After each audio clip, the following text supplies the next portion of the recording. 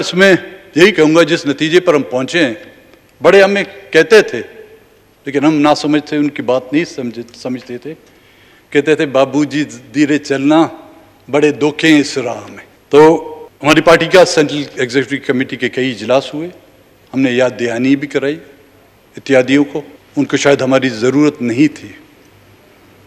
तो आज बाकायदा बलूचिस्तान नेशनल पार्टी की सेंट्रल कमेटी के फैसले की तवज्जो से पीटीआई से मैं अपनी पार्टी के इत्तेहाद के खात्मे का बाकायदा ऐलान करता हूँ।